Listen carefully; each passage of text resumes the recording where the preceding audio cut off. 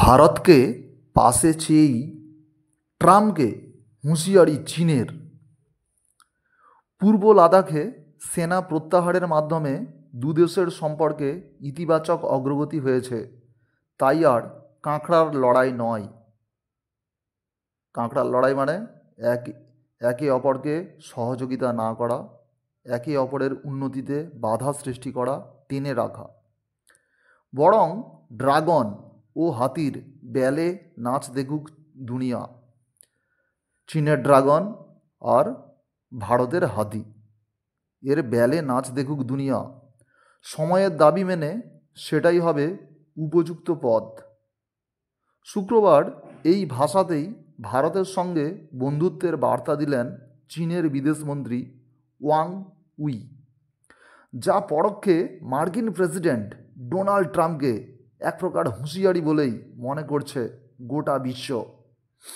America চীন শুল্ক যুদ্ধ ও ইউক্রেন সংকটকে কেন্দ্র করে আন্তর্জাতিক স্তরে দীর্ঘদিনের চেনা সমীকরণে আমূল বদলের ইঙ্গিত আসছে। রীতিমতো ঠান্ডা যুদ্ধের আশঙ্কা তৈরি হয়েছে দুই সুপার পাওয়ারের মধ্যে। আমেরিকা আর চীন দুটো দেশই সুপার পাওয়ার। সেই জল্পনা আরও বাড়িয়েছে চীনের বিদেশ মন্ত্রকের একটি বিবৃতি। বলা হয়েছে, আমেরিকা যুদ্ধ চাইলে বেজিংও প্রস্তুত রয়েছে।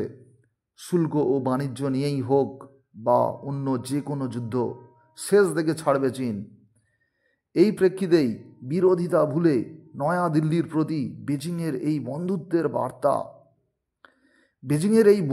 বার্তা নিশ্চিতভাবে তাৎপর্যপূর্ণ। হ্যাঁ, বেজিং আর নয়াদিল্লির বন্ধুত্বের বার্তা। এ বিষয়ে ভারত সরকারের কোনো প্রতিক্রিয়া অবশ্য এখনও সামনে আসেনি। তবে একদিন আগে দু দেশের সম্পর্কে উন্নতি হয়েছে বলে দাবি করেছিলেন কেন্দ্রীয় বিদেশমন্ত্রী এস জয়শঙ্কর। এবার এক ধাপ এগিয়ে চীনা বিদেশমন্ত্রীর বক্তব্য, গ্লোবাল সাউথ গোষ্ঠীর গুরুত্বপূর্ণ সদস্য হিসেবে ভারত ও চীন একযোগে আধিপত্যবাদ ও ক্ষমতার রাজনীতির বিরোধিতায় নেতৃত্ব দিতে পারে। ইঙ্গিত স্পষ্ট, নাম না করে আমেরিকার সঙ্গে ছায়া যুদ্ধে ভারতকে পাশে চাইছে চীন। তাহলে চীন আর আমেরিকার মধ্যে ঠান্ডা যুদ্ধ শুরু হয়ে গেছে।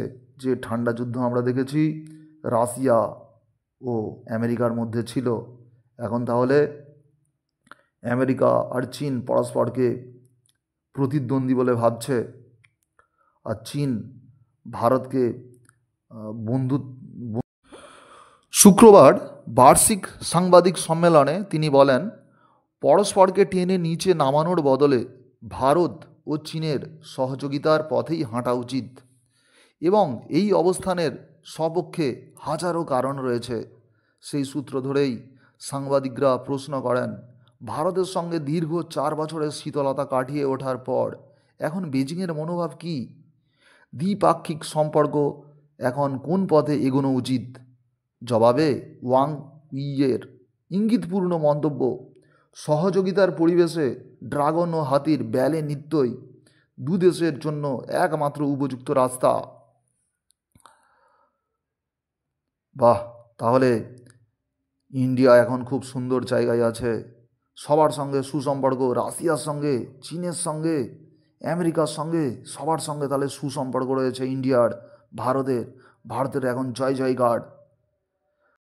2020 সালের জুনে লাদাখের গলওয়ানে ভারতীয় সেনার উপর হামলা চালায় লাল ফৌজ। সেনা সংঘর্ষের জেরে দ্বিপাক্ষিক সম্পর্কে ব্যাপক অবনতি হয়। দফায় দফায় সীমান্ত বৈঠক চলে। শেষ পর্যন্ত দীর্ঘ 4 বছর পর 2024 সালে যাবতীয় জটিলতার অবসান হয়। সেই প্রসঙ্গেই চীনের বিদেশমন্ত্রী বলেন, গত বছরের ওই সাফল্যের ফলে ভারত চীন সম্পর্কের ইতিবাচক অগ্রগতি হয়েছে। গত অক্টোবরে রাশিয়ার কাজানে ভারতের প্রধানমন্ত্রী নরেন্দ্র মোদীর সঙ্গে বৈঠক করেন চীনের প্রেসিডেন্ট জি জিনপিং।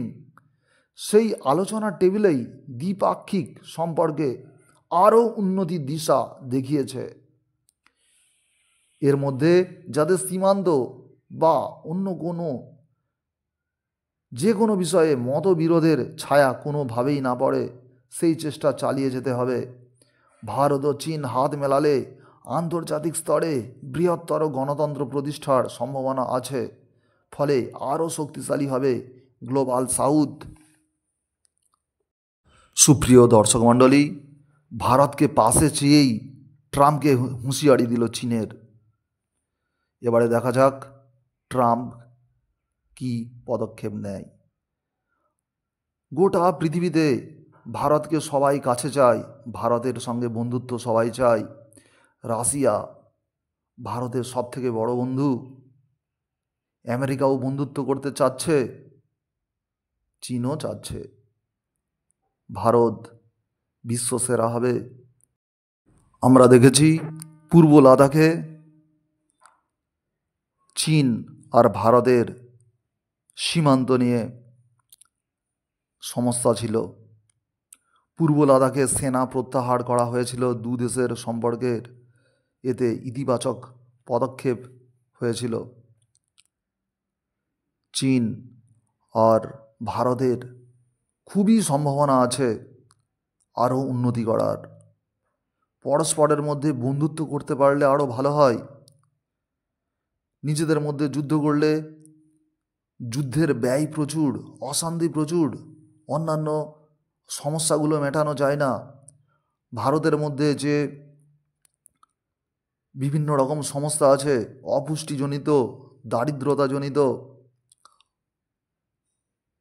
অশিক্ষার যে সমস্যা, বিভিন্ন রকম সমস্যাতে মনোনিবেশ করা যায় না। এই বিভিন্ন দেশের সঙ্গে যুদ্ধ জিনিসটা খুবই খারাপ। এই যুদ্ধ যদি না থাকে, বিশেষ করে ভারতের সঙ্গে চীনের যুদ্ধ দুই দেশেরই মাথা ব্যথার কারণ। এতে একটা প্রচুর পরিমাণের ব্যয় হয়, বরাদ্দ হয়। সেটা যদি না হয়, সেই টাকাটা, সেই অর্থটা, সেই এনার্জিটা দুটি দেশের অভ্যন্তরের বিভিন্ন সমস্যা সমাধান করতে কাজে লাগানো যেতে পারে। দুই দেশের আরও উন্নতি হবে আশা করছি। তবে চীনকে কি বিশ্বাস করা যাবে? চীন চায়না তাকে কি বিশ্বাস করা যাবে? সে মুখে এক বলে, মনে এক বলে। দর্শক মণ্ডলী, আপনারা কমেন্ট করে জানান যে সত্যিই ভারতকে কি পাশে চাই চীন? আপনারা কমেন্ট করে জানান। সবাই খুব ভালো থাকবেন। অসংখ্য ধন্যবাদ ভিডিওটি দেখার জন্যে। প্লিজ সাবস্ক্রাইব, শেয়ার, কমেন্ট করবেন।